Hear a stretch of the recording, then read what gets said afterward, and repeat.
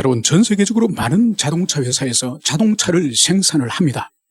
그런데 그 가운데 단연코 이 세상에 전 세계적으로 가장 럭셔리한, 가장 고급진 자동차를 들라고 한다면은 여러분은 어떤 차를 생각을 하겠습니까? 어떤 사람은 벤츠라 그러기도 하고 아우디라 그러기도 하고 하지만은 단연코 영국이 생산해내는 롤스로이스 팬텀, 이 모델이 최고의 화려한 차로 알려져 있습니다. 여러분, 이 자동차는 1906년도에 첫 번째 모델이 나오고 지금은 제8세대 모델이 지금 출시돼서 사용되고 있습니다. 여러분, 이 롤스로이스 팬텀의 이 유명은 다른 것이 아니라 돈이 아무리 많고 아무리 그 자동차를 사고 싶어도 팔지 않는 거예요. 그 롤스로이스 팬텀에 합치되는, 브랜드에 합치되는 사회적인 신분, 그 사람의 명성, 이런 자격이 주어지지 않으면 아무리 억만금을 싸들고 오더라도 이 자동차를 팔지 않는 거예요. 그래서 심지어 미국의 과거에 존 F 케네디가 상원의원 할 때 존 F 케네디도 거절을 당했습니다. 심지어 우리나라 박정희 대통령도 한 대를 살려고 했지만은 거절당했습니다. 여러분, 한 자동차도 아무나 살 수 있는 것이 아니라, 돈이 있다고 살 수 있는 것이 아니라, 타고 싶다고 살 수 있는 것이 아니라 자격을 갖춘 자에게 자동차를 파는 것처럼, 여러분, 하나님이 통치하시는 하나님의 나라를, 하나님의 나라에 들어가는 그것을 교회를 다닌다고 하여서, 신앙에 열심히 있다고 하여서 아무에게나 하나님의 나라가 열릴까요? 아니요. 여러분, 오늘 주님이 주시는 요한복음 3장의 이 말씀은 누가 하나님의 나라 들어갈 수 있을 것인가? 하나님의 나라 들어갈 수 있는 자격이 누구인지 그것을 친히 하나님의 나라 주인이신 예수님이 가르쳐 주시는 진리예요. 그래서 오늘 이 말씀은 우리 신앙의 알파와 오메가이고 이것은 너무나도 중요하기 때문에 우리 뼈 깊이 가슴에 새기시는 우리 모든 교우들이 되기를 축원합니다. 여러분, 요한복음은 사도 요한이 일관되게 이끌어가는 이 주제 동인이 뭔가 하니까 예수님은 하나님이다. 이분은 하나님으로 이 세상에 사람으로 태어나셨다. 이것을 요한복음 1장부터 마지막 21장까지 일관되게 이끌어가는 주제예요. 그래서 읽는 우리들은 항상 예수님은 하나님이다. 이 주제, 이 핵심을 붙들고 요한복음을 계속적으로 읽어 나갈 때에 더 명쾌한 이 진리를 깨달을 수 있다는 것을 여러분들이 기억하시기 바랍니다. 그래서 오늘 3장 직전에 있는 2장이 어떤 내용이었습니까? 바로 유월절을 맞이하여서 주님이 예루살렘에 올라오십니다.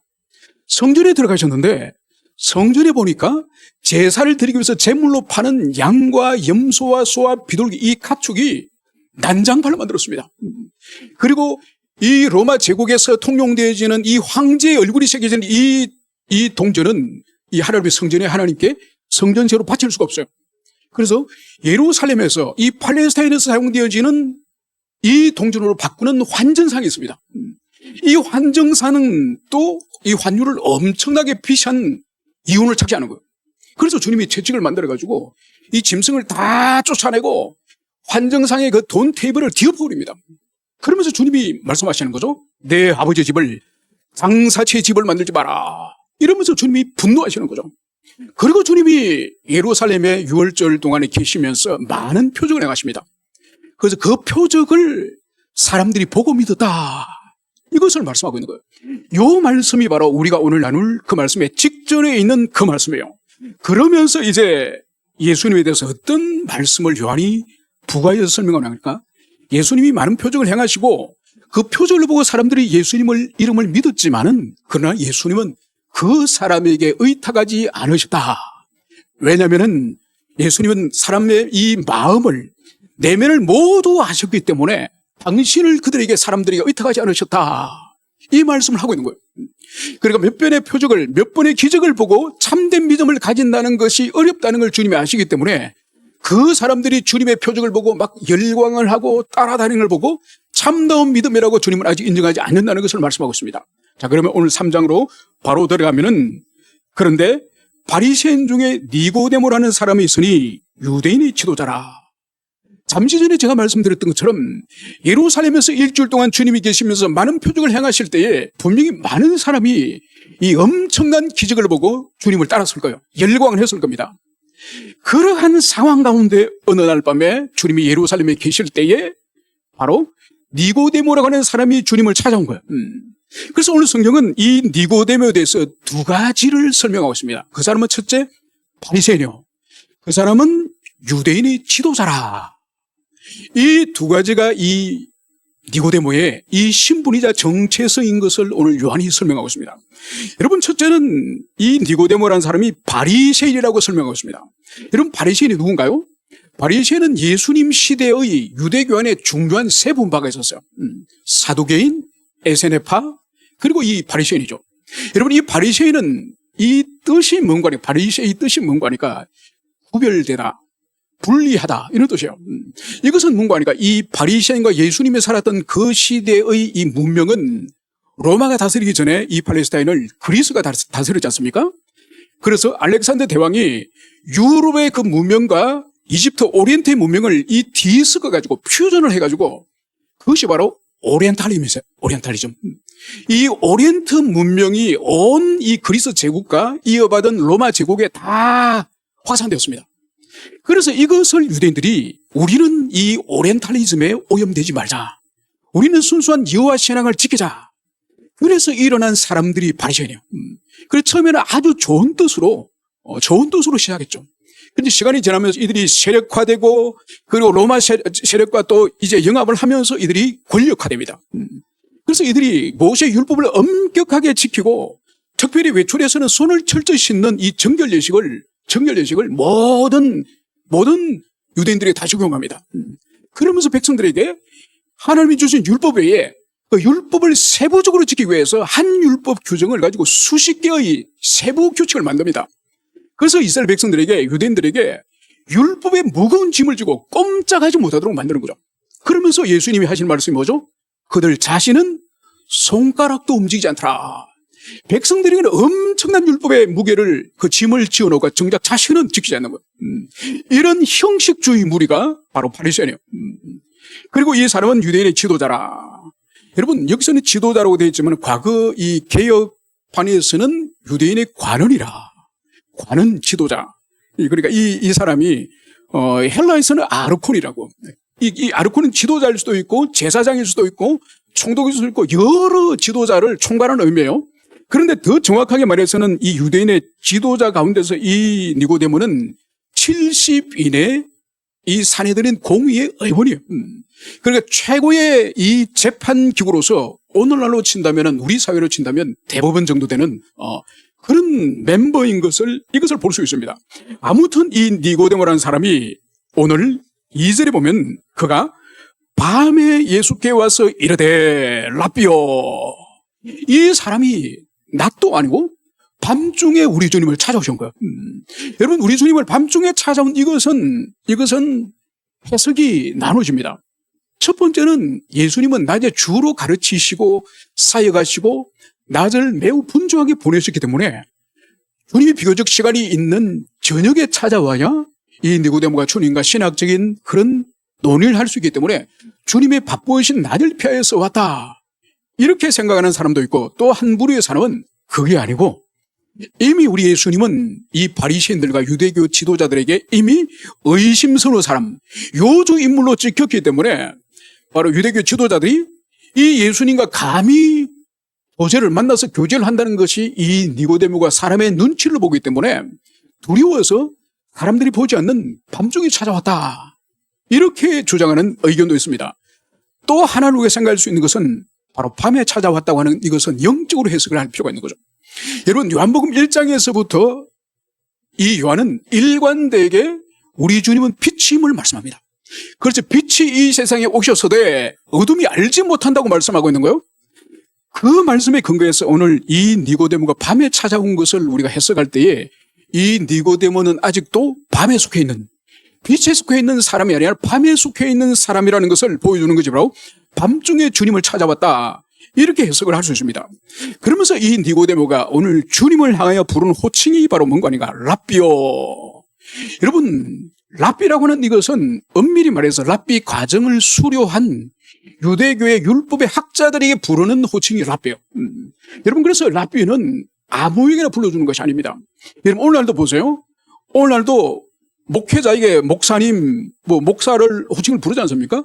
여러분, 기본적으로 목회자들도 4년의 신학교를 졸업하고 또 3년의 신학대학원을 졸업하고 그리고 1년 동안 강도사고시를 또 공부를 하고 그리고 그 다음에 목사 시험을 한 번에 합격하면은 목사가 되는 거예요. 그러니까 최소한 한 9년, 10년을 신학을 공부해야 목사가 되는 거예요. 그래서 랍비가 되는 자격이 있는 거예요. 아주 엄격한 율법의 공부를 하고, 그 랍비는 젊은 사람이 되는 것이 아니에요. 마흔이 넘어야 돼요. 마흔이 넘어야 랍비의 인생의 경륜과 삶의 경험이 있는 사람을 향해서 랍비 호칭을 불러주고 랍비를 세우는 것을 볼 수 있습니다. 그런데 오늘 보십시오. 예수님은 랍비 과정을 수료한 적도 없고, 율법을 따로 공부한 적도 없고, 여러분, 예수님은 지금까지 갈릴리 나사렛에서 목수를 하시다가 30의 공생애를 이제는 시작하면서 예루살렘에서 첫 번째 유월절에 지금 이 사역을 하신 거예요. 오히려 랍비라 부르는 이 니고데모가 랍비죠.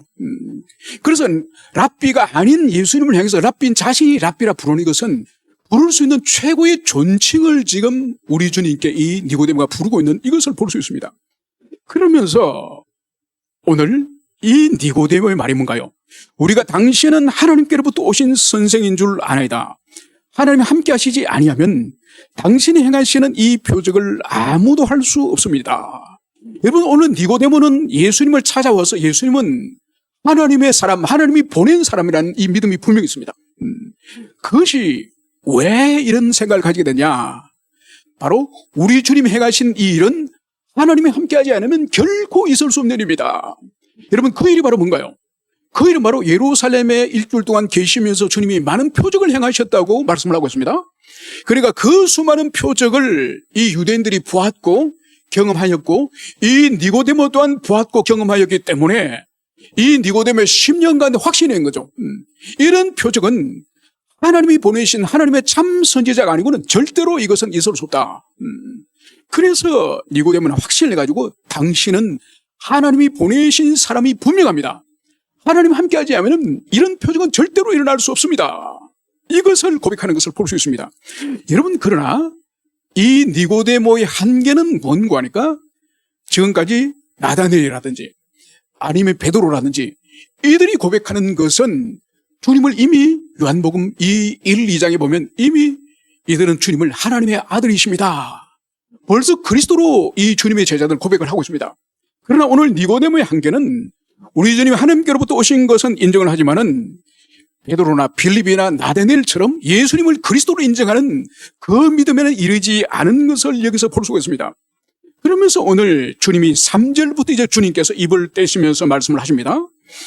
예수께서 대답하여 이르시되 진실로 진실로 내게 이르노니 사람이 거듭나지 아니하면 하나님의 나라를 볼 수 없느니라. 여러분, 2절과 3절을 우리가 읽으면서 우리가 좀 의외로운 주님의 답변을 말씀을 볼 수가 있습니다. 오늘 이 니고데모는 주님을 찾아와서 먼저 인사를 하지 않습니까? 당신은 하나님이 보내신 사람입니다. 하나님이 함께하지 않고는 그런 엄청난 표적을 행할 수가 없습니다. 그래서 저는 예수님이 하나님의 사람인 것을 믿습니다. 여러분, 이렇게 예수님께 인사를 하는데 여러분, 보통 사람 같았으면 어떻게 반응을 하겠습니까? 뭘 그렇게 말하나, 얼굴 부끄럽게 그만해. 여러분, 겸손한 보통 사람은 그렇게 말하겠죠, 그죠? 그리고 오늘 주님은 완전히 동문서답 같은 말씀을 하시니 그것이 바로 진실로 진실로 내게 이르노니 사람이 거듭나지 아니하면 하나님 나라를 볼 수 없느니라. 여러분, 니고데모의 그 말과 주님의 이 말씀은 합일점을 이루지 못하는 것처럼 보입니다. 동문서답처럼 보입니다. 여러분, 그러나 그렇지 않습니다. 여러분, 2장 제일 마지막에 주님이 많은 표적을 행하셨지만은 그리고 주님의 이름을 믿었지만은 주님이 그 사람들을 의탁하지 않는 이유를 뭐라고 말씀하셨죠? 바로 주님은 그 사람들의 마음의 생각을 아셨습니다.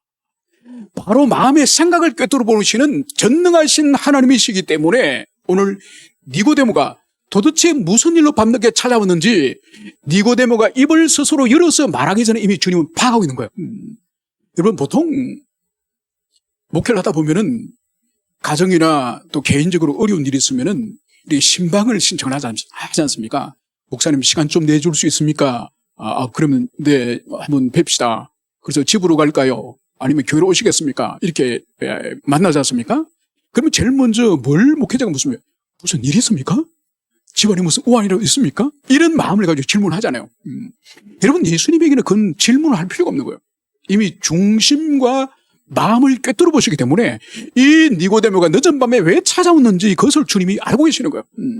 그것은 바로 이 니고데모의 의문과 질문의 본질은 바로 뭔가 하니까 이 니고데모는 분명히 예수님의 그 수많은 표적을 보고 이분은 특별한 하나님의 사람인 것을 알기 때문에 이분에게 하나님의 나라, 즉 그 당시에 메시아 사상이 충만히 퍼져 있는 그 시대 가운데에 메시아 왕국의 해원, 누가 메시아 왕국에 들어갈 수 있습니까? 누가 천국에 들어갈 수 있습니까? 그 자격을 묻기 위해서 이 니고데모 온 거예요. 그 자격에 대한 질문과 함께 이 니고데모 확인하고자 하는 것이 한 가지가 더 있으니 바로 우리 같은 유대인이 하나님의 나라 들어갈 수 있고 특별히 나 같은 율법을 잘 지키는 계명에 순종하는 나 같은 사람이 하나님 나라 합당하지 않습니까? 이 말을 듣기 위해서 이 니고데모 찾아온 거예요. 그래서 주님은 니고데모의 이 중심을 아시고 답을 먼저 말씀을 하시면서 진실로 내게 이르노니 사람이 거듭나지 아니하면 하나님의 나라를 볼 수 없느니라. 여러분, 주님은 이 말씀을 하시면서 앞에 진실로 아멘. 오늘 이 말씀이 얼마나 중요하든지 아멘을 한 번 말씀하시는 것이 아니라 무려 두 번씩이나. 여러분, 이것은 제자들에게도 그렇게 중요할 뿐만 아니라 우리 그리스도 안에 있는 모든 사람들에게도 이 진리는 우리의 영생과 구원과 관계되어지기 때문에 주님이 특별히 강조점을 두 번씩이나 아멘 이렇게 말씀하셨다는 이것을 여러분들이 가슴에 새기시길 바랍니다. 그래서 오늘 천국에 이르는 사람, 하나님 나라에 이르는 사람, 하나님 나라를 볼 수 있는 사람 누구냐? 바로 거듭나지 않는 사람은 절대로 하나님의 나라에 들어갈 수 없다. 바로 천국의 회원, 천국에 들어갈 수 있는 조건은 거듭난 중생자라야만 천국에 들어갈 수 있다. 이것을 오늘 주님이 말씀하고 있다는 것을 볼 수 있습니다. 그러면 오늘 예수님이 여기서 거듭나지 아니하면 하나님 나라를 볼 수 없다고 말씀하고 있을 때 이 거듭난다는 뜻이 뭘까요? 여러분, 이것은 헬라 아노덴이라는 이 단어를 사용합니다. 이 아노덴은 두 가지 의미가 있습니다. 하늘로부터, 그러니까 거듭난다는 하늘로부터 태어난다는 의미. 두 번째로는 born again, 그러니까 다시 태어난, 두 번째 다시 태어난, 이 두 가지 의미가 있습니다. 그래서 오늘 주님께서는 이 거듭난다는 의미를 오늘 니고데모에게 강조하여서 오늘 말씀하신 거예요. 바로 여기에 대해서 오늘 니고데모는 주님의 이 말씀을 어떻게 이해하고 그래서 자신이 어떻게 해석하는지 4절에서는 이렇게 말씀하고 있습니다. 니고데모가 이르되 사람이 늙으면 어떻게 날 수 있사옵나이까? 두 번째 모스태에 들어갔다가 날 수 있사옵나이까? 여러분, 오늘 니고데모는 예수님이 하신 말씀에 대한 그의 지각과 이해력이 지금 어느 정도 미쳤는지 그것을 보여주고 있습니다. 바로 니고데모는 상당한 나이가 있음이 분명합니다. 그래서 사람이 늙으면 자기 자신을 지칭해서 지금 하는 말일 수 있습니다. 이미 나이가 들어서 늙었는데 어떻게 또다시 태어납니까? 그러면 지금 어머니 뱃속으로 다시 들어갔다가 다시 나와야 됩니까? 이 질문하는 거예요. 여기서 볼 수 있는 것이 바로 뭔가 하니까 이 니고데모가 바리새인이자 탁월한 신학자이자 그리고 사내들의 공의의 의원, 이 백성의 지도자임에도 불구하고 예수님의 말씀에 대한 이해가 얼마나 얕은지 그것을 여기서 볼 수 있는 거죠. 여러분, 오늘 주님께서는 이 니고데모의 이 황당한 이 답변에 대해서 5절에서는 이렇게 다시 답변을 합니다. 진실로 내게 이르노니, 얼마나 중요한지 이 말씀을 다시 주님이 강조하셔서 말씀하십니다. 이 거듭난다는 의미를 주님은 이렇게 풀어서 말씀하십니다. 사람이 물과 성령으로 나지 아니하면 하나님의 나라 들어갈 수가 없느니라. 여러분, 거듭난다는 의미를 이제 이 니고데모에게 물과 성령으로 난다고 다시 주님은 말씀하고 있습니다. 여러분, 이것 또한 니고데모가 이해하기 어려울 겁니다. 그러니까 거듭난다는 의미도 지금 니고데모 해석을 못해가지고 어머니 뱃속에 들어갔다 다시 나올까요? 이렇게 해석하는 니고데모에게 주님은 거듭난다라 함은 물과 성령으로 태어나는 것이다. 물과 성령으로 태어나지 않으면 절대로 하나님 나라에 들어갈 수 없다. 여러분, 천국의 이 입국의 조건, 그것은 반드시 물과 성령으로 하는 거예요. 여러분, 인천공항까지는 누구나 어느 외국 사람 다 올 수 있어요. 인천공항 세관을 통과하고 입국 심사를 통과할 때는 뭘 내놔야 됩니까? 패스포트를 내놔요. 미국 시민은 미국 패스포드, 중국인은 중국 여권, 어느 나라든지 패스포드가 있어야 돼요. 여러분, 여권 없이 검게 하나 가져가지고 저기요, 이거 드릴 테니 저를 통과시키십시오. 여러분, 안 됩니다. 그걸 받아먹으면 받는 사람도 감옥 가고 주는 사람도 감옥 가는 거예요. 여러분, 천국에 입소하기 위해서는 반드시 이 거듭남, 물과 성령으로 거듭난 이 거듭남이 없이는 천국에 들어갈 수가 없다는 거예요, 주님이. 그러면 이 물과 성령으로 거듭난다는 이 의미가 뭔지를, 이것을 우리가 이해될 것입니다. 첫째는 성령으로 거듭난다는 이것은 이해가 어렵지 않습니다. 왜냐하면 우리를 거듭나게 하고 중생하게 하는 이것은 성령님이 홀로 행하시는 단독적인 사역이라는 것을, 이것을 우리가 기억해야 됩니다. 여러분, 오늘날 교회에서 힘써서 가르치지 않는 것이 두 가지가 있습니다. 성경 66권 본문을 힘써서 가르치지 않아요. 그래서 목회자 자신의 생각이나 자신의 사상이나 철학을 가지고 설교를 풀어내는 그런 교회들이 참 많습니다. 옳지 않습니다. 또 하나는 기독교 교리를 안 가르쳐요. 교리를. 여러분, 교리는 성경의 뼈대예요, 뼈대. 마치 여러분, 제 몸에 지금 뼈를 다 빼버리면 어떻게 됩니까? 낙지처럼 주저앉아 버립니다. 허물어져 버립니다. 그것처럼 성경이 견고하게 설 수 있는 것은 기독교 교리 토대가 견고하게 있을 때에 이 성경 진리가 탄탄하게 빛을 발하는 거예요. 그래서 오늘날 성경 본문 텍스트도 제대로 안 가르치고, 그리고 기독교의 교리 신학 체계도 제대로 성도들이 안 가르치는 거예요. 그래서 여기서 우리가 이 중생의 교리에 대해서 우리가 분명히 이해를 해야 됩니다. 이 중생은 다시 태어남, 하늘로부터 태어남인데 이 본질이 바로 뭔가, 성령께서 우리를 새로운 피조물로 만드시는 것이 바로 이 중생 거듭남이에요. 여러분, 그래서 이것은 무엇이냐? 니고데모처럼 어머니 뱃속에 들어가서 다시 산부인과에서 태어나는 것이 아니라, 이거는 육체와 상관이 없습니다. 여러분, 중생과 거듭남을 한다고 해서 우리가 키가 커지거나 얼굴이 예뻐지거나, 여러분, 그거 아무 상관없는 거예요. 이건 뭐냐? 여러분, 에덴에서 우리 인류의 조상이 하나님께서 금하신 선악과를 따먹고 타락하여서 하나님으로부터 끊어진 이 저주를 받지 않았습니까? 그때 우리 영혼이 사망이 들어집니다. 여러분, 그래서 지금 이 세상은 영혼이 살아있는 사람과 영혼이 죽은 두 종류의 사람으로 나눠지는 거예요. 물론 영혼이 죽었다고 할 때 이 영혼은 뭘 의미하냐? 영혼 안에서는 이 위에 있는 상향적 영혼의 기능과 하향적 영혼의 기능이 두 가지로 나눠집니다. 그래서 상향적 영혼의 기능이 죽은 걸 말하는 거예요.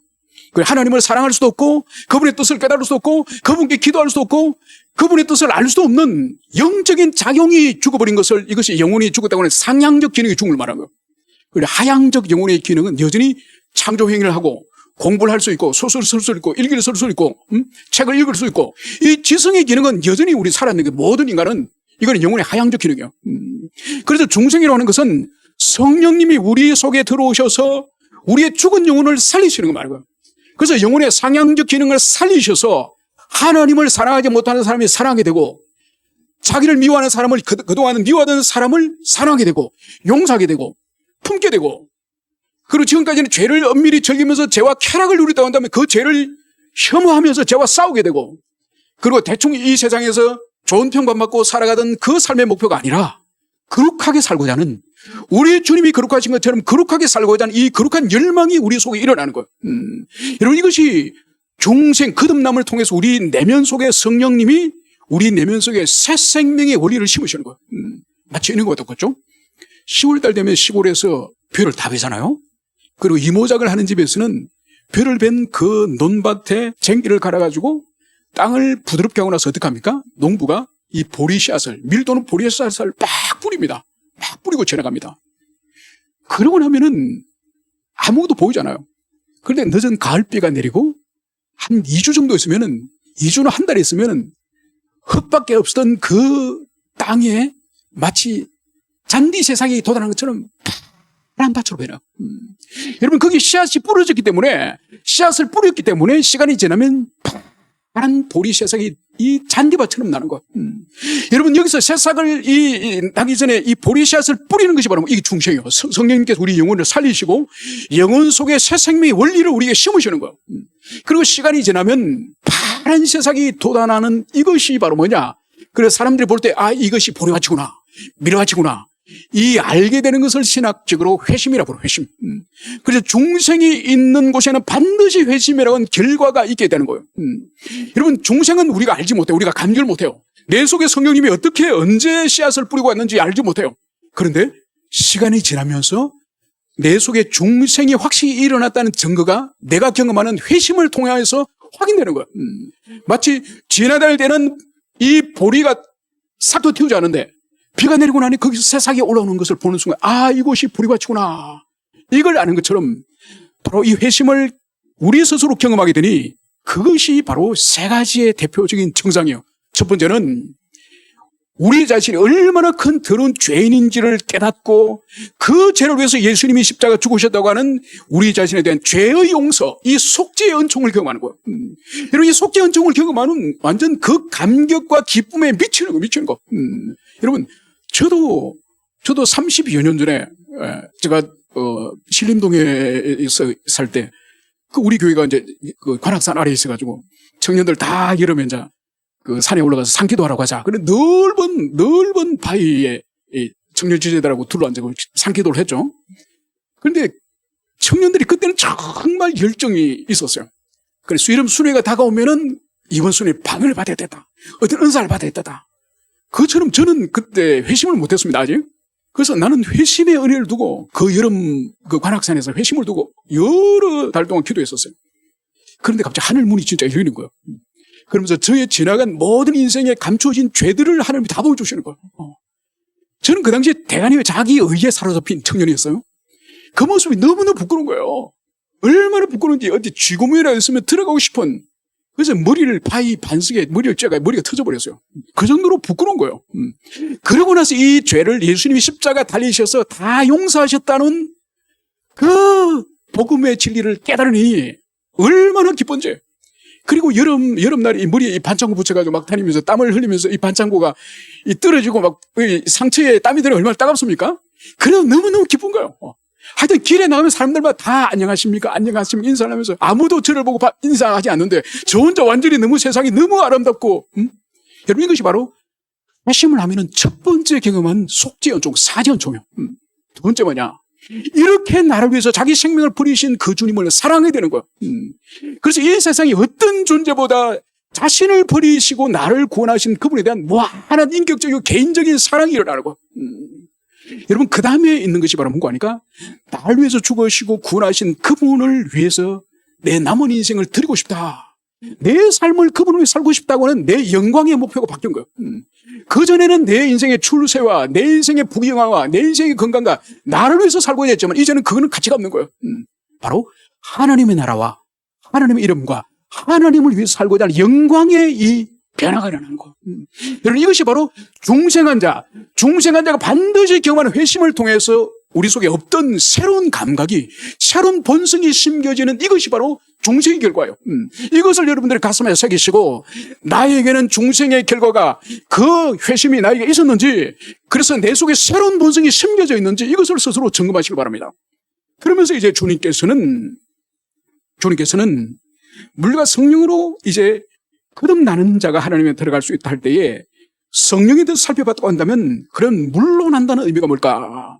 여러분, 물러나는 의미는 여러 가지가 있지만은 결론적으로 말씀을 드리면은 이것은 뭔가 하니까, 이 물은 구약에 있어서 이 제사장들이 하나님께 나아갈 때에, 제사를 드려 나아갈 때 이 성전 마당에 있는 물두멍으로 몸을 씻었지 않습니까? 그죠? 이 몸 씻는다는 것은 단순히 몸에 때를 씻는다는 뜻이 아니에요. 제사장이 자신이 가지고 있는 죄를 씻는다는 의미가 이 씻는다는 의미죠. 그래서 여기서 물러난다는 의미는 바로 자기의 죄를 고백하고 그리고 나서 교회 안에서 세례를 받지 않습니까?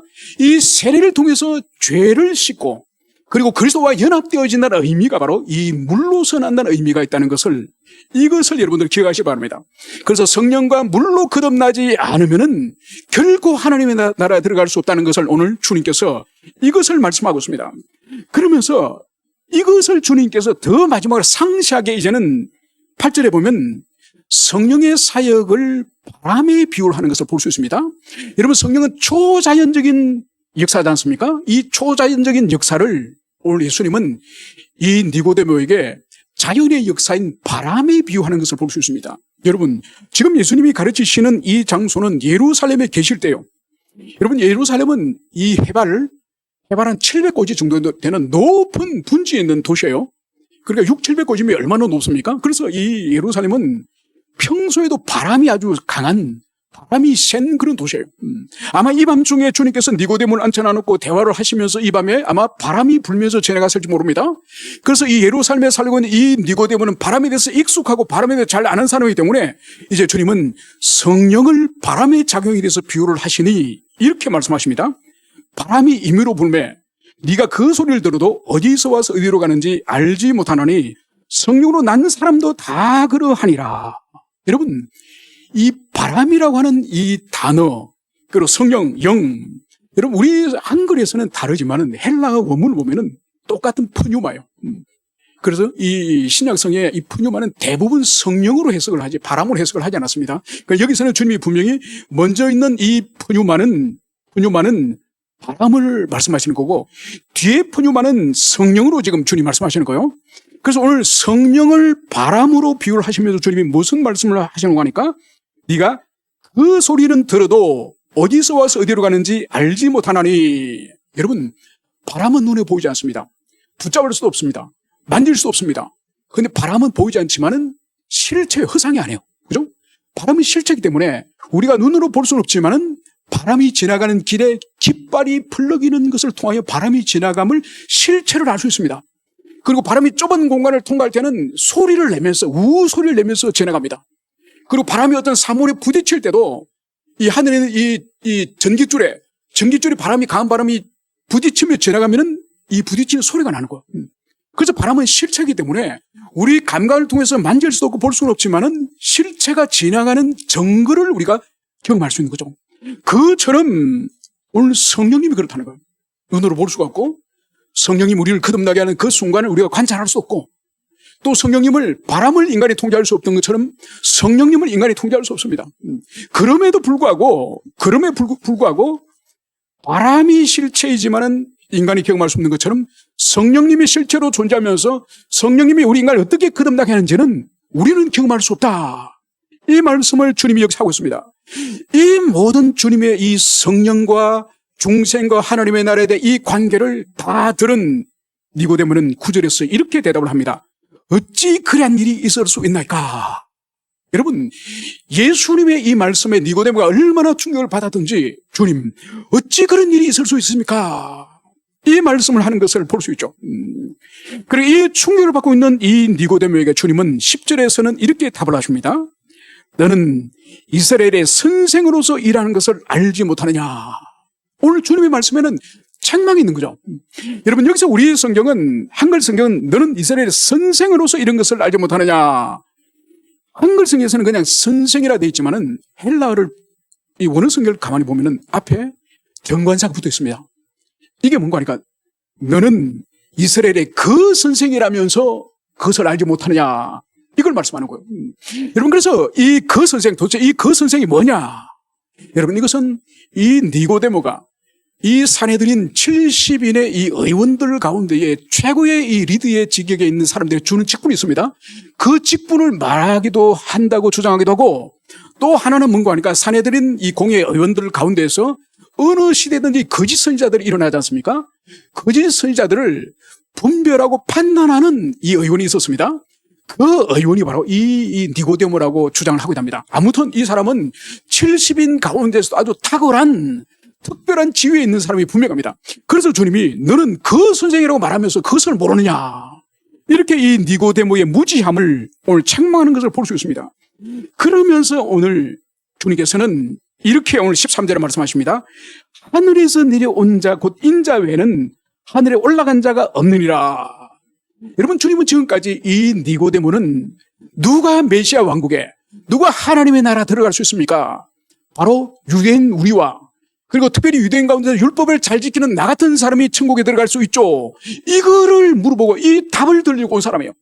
그런데 주님이 완전히 혈통도 아니요, 율법을 지키는 인간의 의도 아니요, 오직 성령과 물로서 거듭나는 그 사람이 천국에 들어간다.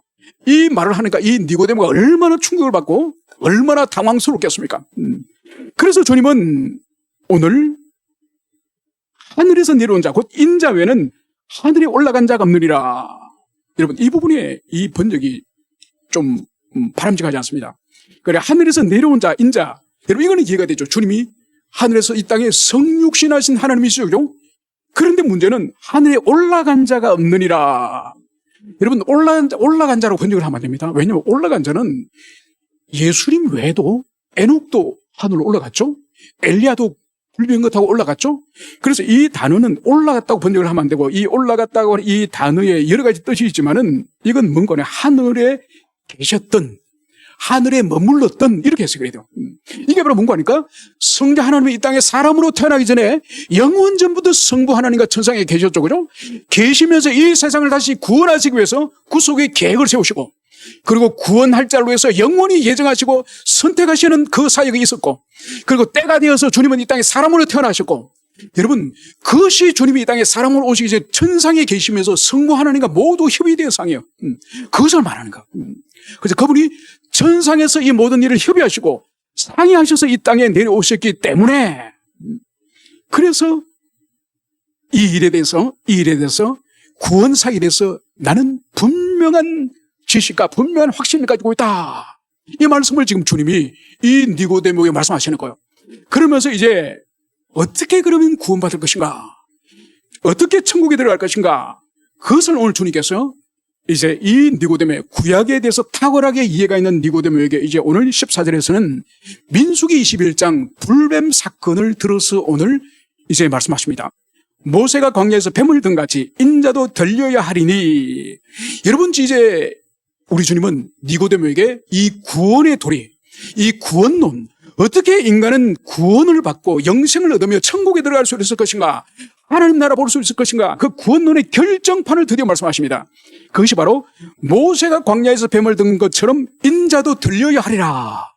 여러분, 민수기 21장에 가면 이스라엘 백성들이 하나님께 불평하는 장면이 나옵니다. 그래서 주님이 인도하시는 광야 길이 거칠고 험하다고 하나님께 불평하는 거예요. 그래서 주님이 어떻게 하시는 거니까 이 불평하는 자들에게 불뱀을 보내세요. 그리고 광야에서 살고 있는 그 독사죠, 그죠? 그 독사인 불뱀을 보내서 이스라엘 백성을 물게 하는 거예요. 그래서 사람들이 그 몸에 독이 퍼져가니까 죽는다고 소리를 지르면서 고통 속에서 절규하지 않겠습니까? 그때 모세에게 하나님께 기도하여서 우리를 살려달라. 이것을 모세에게 간곡히 부탁하는 거죠. 그때 하나님께서 모세에게 하신 말씀이 뭔가요?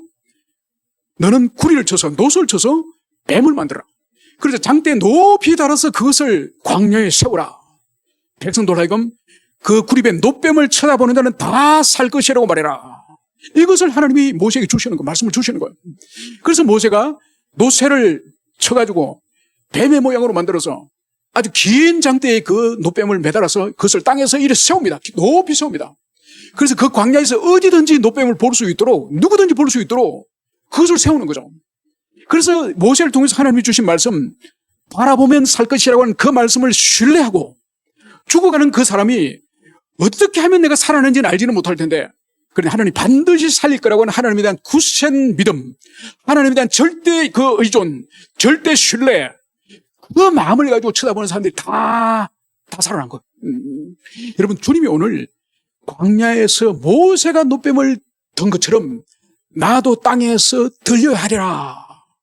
여러분, 이것이 무슨 말이십니까? 주님이 장차 십자가에 못 박혀서 모세가 노뱀을 높이 들듯이 주님이 달린 십자가가 높이 땅에 들릴 것임을, 이것을 말씀하시는 거예요. 그래서 당신의 십자가의 대속을 구약의 노뱀의 사건을 비유하여서 지금 말씀하시는 거예요. 그래서 오늘 주님께서는 이 인자도 이제 들려야 할 텐데, 그러면서 보십시오. 왜 들려야 하느냐? 15절, 이는 그를 믿는 자마다 영생을 얻게 하려 하심이라. 바로 노뱀이 들린 것을 바라보면서 살기를 소망했던 그 사람들이 살아났던 것처럼 예수님이 달린 십자가가 높이 하늘로 들릴 때에 그 주님의 십자가를 바라보는 그 사람, 바로 그 예수를 의지하고 그 예수가 바로 구원의 길임을 굳세게 믿는 그 사람, 바로 그들에게 주님이 영생을 주시겠다. 이 말씀을 여기서 하고 있습니다. 여러분, 그래서 구원을 얻는 것은 유대인으로 태어난 이 혈통적인 어떤 의가 있거나, 안 그러면 율법을 지키는 인간의 어떤 이 자기의가 아니라, 오늘 분명히 주님 분명히 말씀하시죠. 믿는 자마다 영생을 얻게 하라 했습니다. 믿는 자마다 하나님의 나라를 볼 것이라. 주님 이 말씀하시는 거예요. 그래서 하나님의 나라의 들어가고 하나님의 나라를 볼 수 있는 그 자격 바로 십자가 달리신 그리스도 예수를 믿는 믿음으로서 우리가 구원을 얻게 됨을 이것을 여기서 말씀하고 있는 것을 볼 수 있습니다. 그래서 구원은 오직 예수, 오직 믿음, 이것이 바로 구원의 본질임을 이것을 주님이 오늘 친히 이것을 말씀하고 있음을 볼 수 있습니다.